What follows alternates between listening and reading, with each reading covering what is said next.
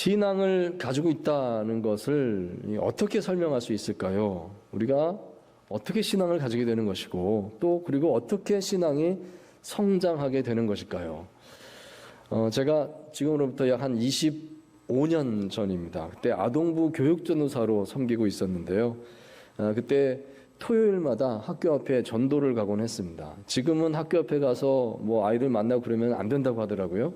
시대가 바뀐 것 같습니다. 그때는 토요일마다 이제 학교 앞에 가서 아이들을 만나고 아이들이 학교에서 이제 끝나고 나오면서 알아보고 전도사님 하고 달려오면 이렇게 안아주고 뭐 칭찬해주고 또 선물도 나눠주고 막 이러면서 이제 아이들 즐겁게 만납니다. 그러면서 이 아이들 이제 옆에 이제 친구도 같이 있으니까 그 친구들한테도 뭐 사탕도 주고 선물 주면 하면서 너희들도 내일 교회에서 만나자. 그럼 또 이 아이들도 내일 또 교회 오는 아이들 많이 있습니다. 그럼 그렇게 해서 이제 전도를 많이 했던 것입니다. 그런 시절이 있었습니다.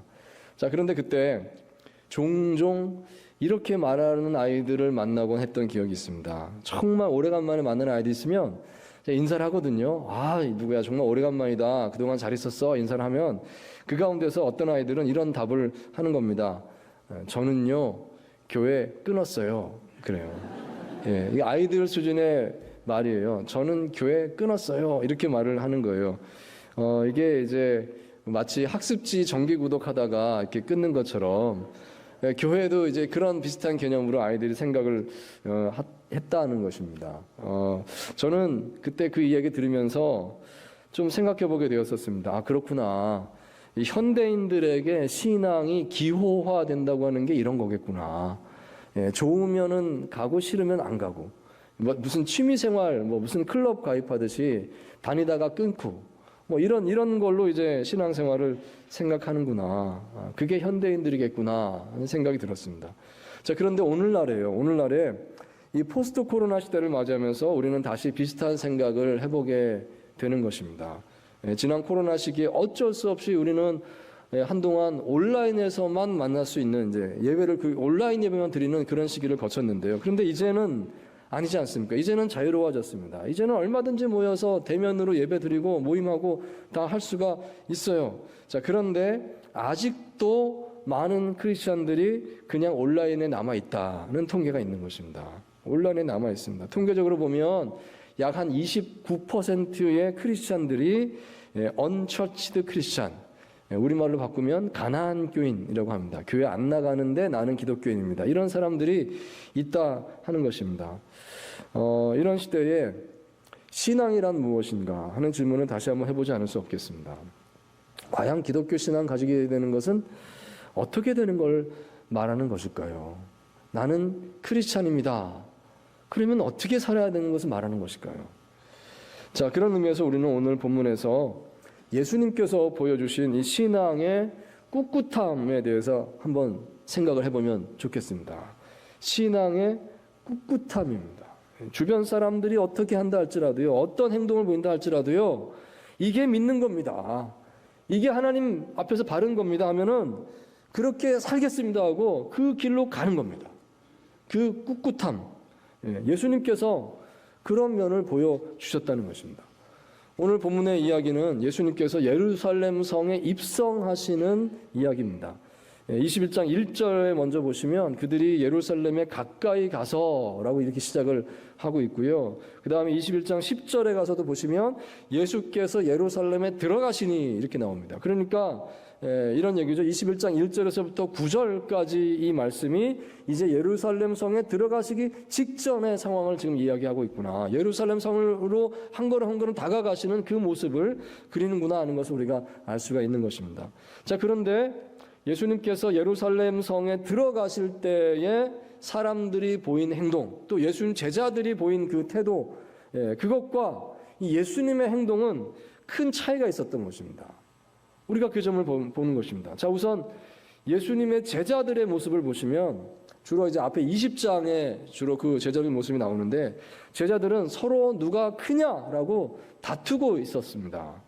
예수님께서 먼저 순환에 대해서 많은 예고를 하셨습니다. 내가 예루살렘에 가면 대제사장과 서기관들에게 체포당하게 될 것이다. 그리고 그들의 손에서 또 이방인에게 넘겨져서 나는 십자가의 죽임을 당하게 될 것이다. 뭐 이런 말씀을 예수님께서 여러 번 제자들에게 하셨다는 겁니다. 자, 그렇다면 정상적인 제자들이라면 이 스승의 이런 말을 들었을 때에 긴장했어야 맞습니다. 아니, 스승님, 거기 가서 돌아가신다고요? 십자가에 달리신다고요? 어떻게 그럴 수 있습니까? 그러면서 막 긴장하고 근심하고 이런 분위기가 돼야 이게 정상적인 제자들이 아니겠습니까?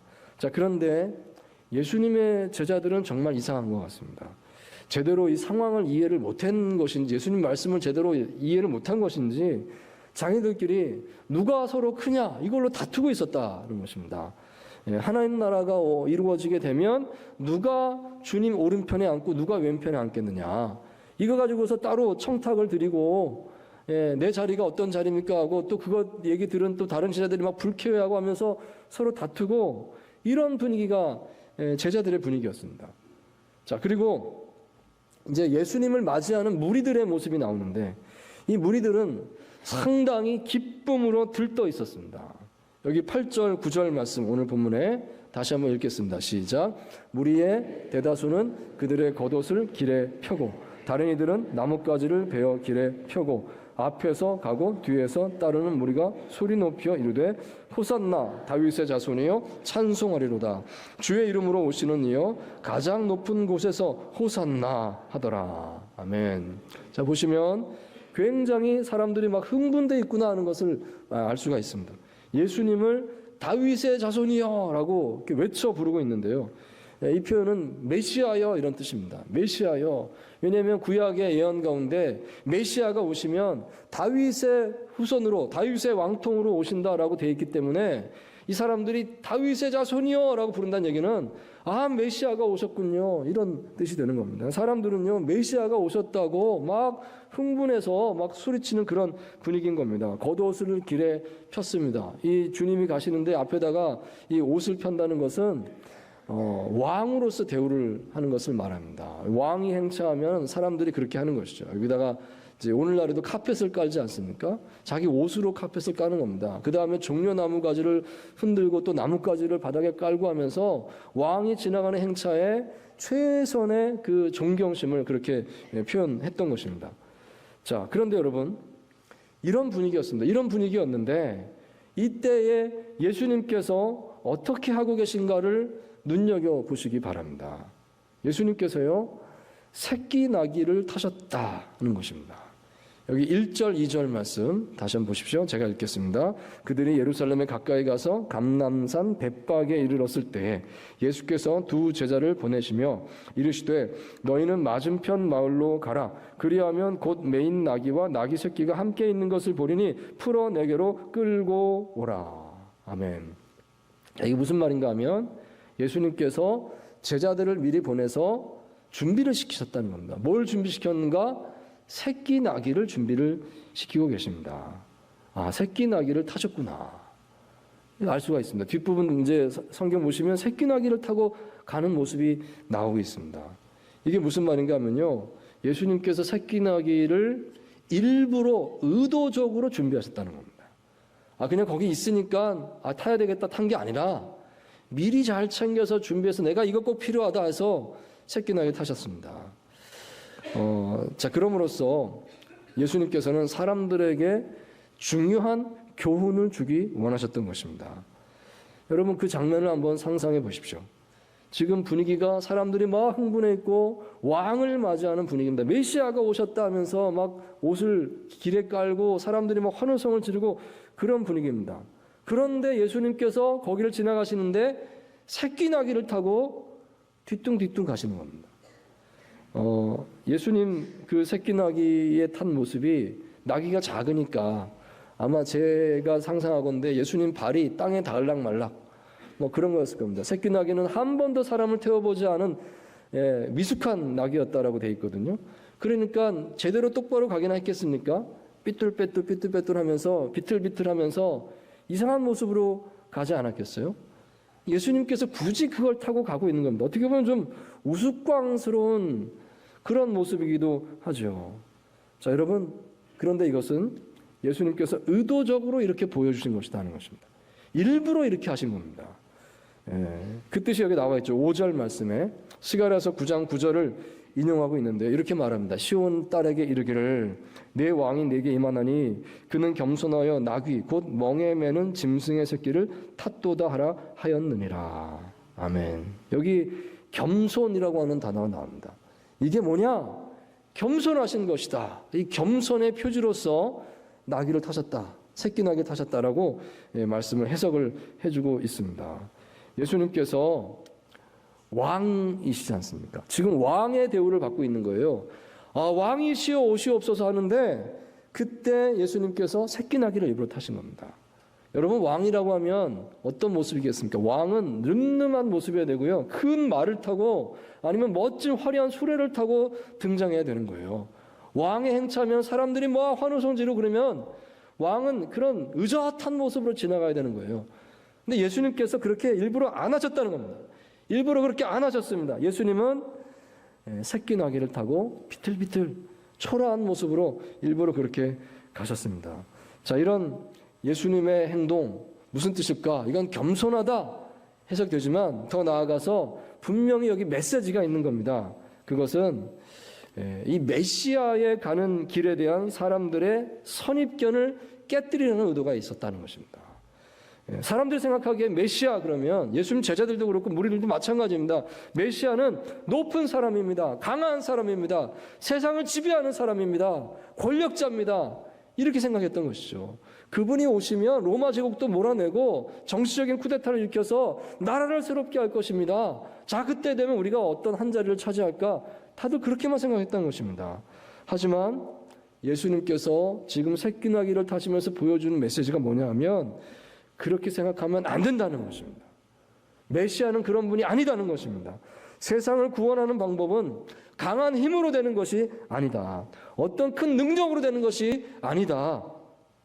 그건 낮아지는 것이고 겸손한 것이고 희생하는 것이다. 십자가로 되는 것이다. 예수님이 이거를 보여주고 계신 것입니다. 몸으로 메시지를 전하는 것입니다. 여러분, 사실 이 메시지가 오늘 우리에게 새로운 것은 아닐 것입니다. 예수님 언제나 그렇게 말씀하셨으니까요. 너희는 십자가를 지고 나를 따라오너라 그랬습니다. 내가 가는 길은 십자가의 길이고 나를 따라오려면 정말 내 제자가 되려면 십자가를 지고 나를 따라와야 된다. 예수님 계속 말씀하셨습니다. 우리가 예수님 믿는다는 것은 그러므로 단지 예수님 믿고 내가 천국 갑니다. 할렐루야 아멘 끝 이게 아닌 것이죠. 예수님을 내가 믿습니다 하는 순간부터 예수님을 닮아가야 되는 겁니다. 예수님처럼 내가 살겠습니다. 예수님처럼 낮아지겠습니다. 예수님처럼 겸손하겠습니다. 이렇게 살아야 된다. 우리가 이미 잘 알고 있습니다. 자, 하지만 여러분 현실에서 어떤가요? 쉽지 않다는 것을 우리가 느끼죠. 특히 이런 부유함의 시대를 살아가는 현대 한국의 그리스도인들에게 있어서 이것은 결단을 요구하는 것이다. 생각을 해보지 않을 수 없습니다. 저는 오래전에 신학대학원을 다니던 시절에 이미 제가 몇 차례 말씀드렸습니다마는 고 주선의 교수님 차를 운전하는 일을 했었다. 제가 말씀드렸습니다. 주선의 교수님 아마 모르시는 분도 계실 텐데요. 우리 한국 교회의 원로이자 큰 스승 중에 한 분이시다 하는 그런 분이십니다. 저는 그분 모시고 다니면서 많은 것을 배웠습니다. 근데 특별히 그분의 그 검소한 인격, 아주 검소하시고요, 겸손하시고, 그걸 참 인상 깊게 많이 배웠습니다. 그때 교수님께서 타시던 차가 작은 소형차였습니다. 기아 자동차의 세피아라고 하는 차 그때 있었는데 그 차를 타셨어요. 직접 운전하고 다녔는데 너무 나이가 드셔서 이제 순발력이 떨어지니까 어쩔 수 없이 이제 사람을 구한 게 제가 이제 돕게 된 것이었습니다. 가난한 신학생 이걸로 장학금을 주겠다 해가지고 저를 선택을 한 겁니다. 주변 사람들이 권유를 많이 하셨습니다. 교수님 정도면 좀 큰 차 타셔야지. 이게 작은 차가 이게 뭡니까? 사람들이 볼 때마다 그런 얘기를 해요. 그럼 교수님은 동일하게 답을 하십니다. 이거면 나한테 충분해요. 늘 그러셨습니다. 그분은 자신의 모든 재산을 이미 신학교에 기증을 해놓은 상태이셨습니다. 남편분이 사업이 크게 하셔서 재산이 꽤 있으신데 그 모든 재산을 이미 다 기증을 끝내놓으셨습니다. 내가 죽으면 모든 것이 그냥 자동으로 학교 소유로 들어갑니다. 이미 서류 작업 다 해놓으신 거예요. 그리고 말씀하시기를 마음이 편하다 그러셨습니다. 내 마음이 진짜 편하다 말씀하십니다. 그리고 언제부턴가 교수님이 옷을 사지 않으셨습니다. 내가 이제 옷을 안 사기로 결심했어. 내가 지금까지 입는 옷만 입어도 죽을 때까지 모자람이 없어. 그러더니 옷을 진짜로 안 사시더라고요. 더 이상 소비하지 않는다. 이렇게 사셨습니다. 제가 기억하는 한 교수님은 늘 자신을 드러내지 않으시고 어려운 곳만 찾아다니시고 정말 사례비 받지 못한 그런 데만 가서 설교하시고 이렇게 겸손하게 이 노후를 보내셨던 것이 기억납니다. 저는 그런 생각이 들었습니다.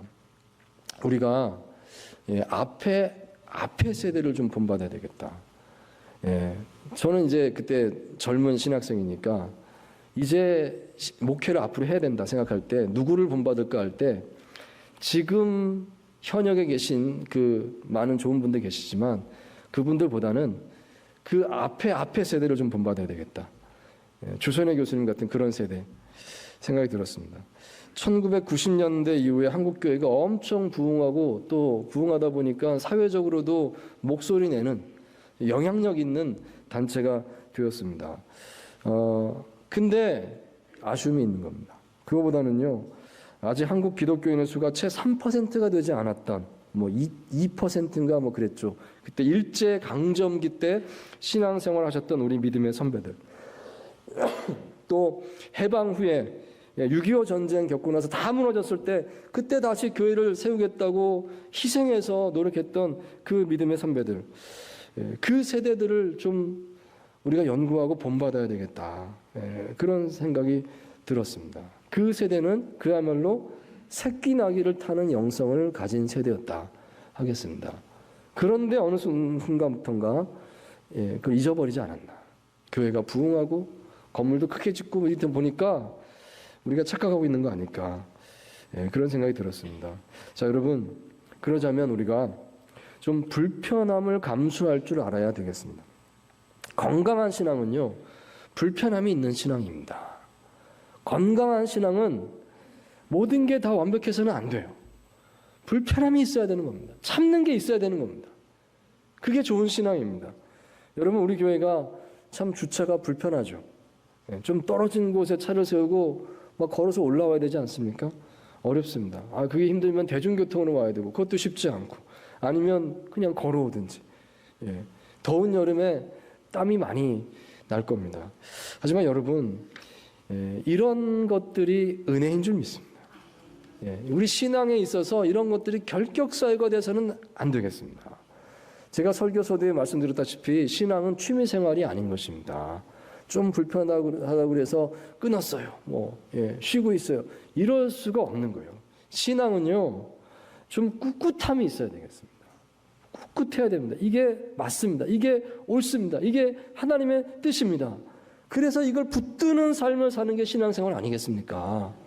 내가 예수 믿고 천국 가면 됐지 뭘 더 바래요. 이게 아니라 내가 사는 동안에 바르게 살겠습니다. 온전하게 살겠습니다. 겸손하겠습니다. 예수님 닮겠습니다. 이것이 신앙생활 아니겠습니까?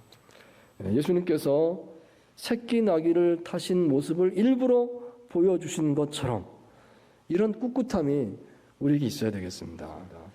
요즘 갈수록 교회들마다 다 비슷하게 이제 들려오는 소식이 소그룹 모임이 힘들어요. 그럽니다. 주일날은 이렇게 모여서 예배 드리는데 주중에 소그룹 모임을 그전에 해왔는데 이제는 교회마다 힘들어요. 매주 드리기 힘들어요. 한 달에 한 번도 어려워요.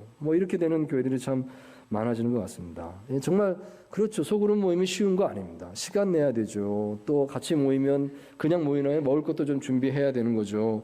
또 나하고 다른 사람하고 이 대화를 맞추다 보면 내가 좀 참고 맞춰주고 대화하고 이런 게 있어야 되지 않겠습니까? 이게 다 쉬운 일이 아닌 겁니다. 자, 하지만 여러분, 이 말씀 드리고 싶습니다. 교회가 교회답기 위해서는 소그룹이 반드시 있어야 되는 것입니다. 여러분, 한국 교회가 은혜로 많이 부흥했습니다. 이제 큰 교회 됐습니다. 대형 교회 됐습니다. 초대형 교회도 한국에 있다라고 우리가 말을 합니다.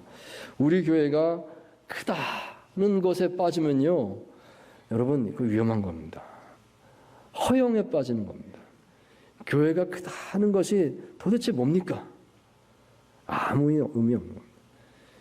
그게 아닙니다. 그게 아닙니다. 예수님 바라시는 게 그게 아닙니다. 새끼 나귀를 타시고 일부러 가신 예수님 바라시는 게 그게 아닙니다. 여러분, 진짜 교회는 작은 교회인 줄 믿습니다. 가족처럼 모여서 그 영혼을 돌보고 사랑하고 서로 위해서 기도하고 같이 울고 같이 웃고, 그 모습이 진짜 교회입니다. 소그룹으로 모이는 그 교회가 진짜 교회입니다. 우리가 왜 소그룹을 모일까요? 진짜 교회 되기 위해서입니다. 진짜 교회됨을 지키기 위해서입니다. 그 새끼 나귀를 타신 예수님께서 일부러 보여주신 그 꿋꿋함을 지키기 위해서 소그룹으로 모이고 있다 하는 것입니다. 여러분, 그런 마음으로 우리 교구 모임을 좀 열심으로 모여주시기 바랍니다. 그게 오늘날의 새끼 나귀를 타는 영성이에요. 그걸 꼭 할 수 있게 되기를 부탁의 말씀을 드립니다. 우리 구원자이신 예수님께서 새끼 나귀를 타셨습니다. 일부러 초라한 모습으로 꿋꿋하게 전진하는 모습을 보여주셨습니다. 오늘 우리도 자신의 삶의 자리에서 기꺼이 이렇게 새끼 나귀를 타는 꿋꿋한 모습으로 예수님을 따라가시는 저와 여러분 다 될 수 있기를 주의 이름으로 축원드립니다.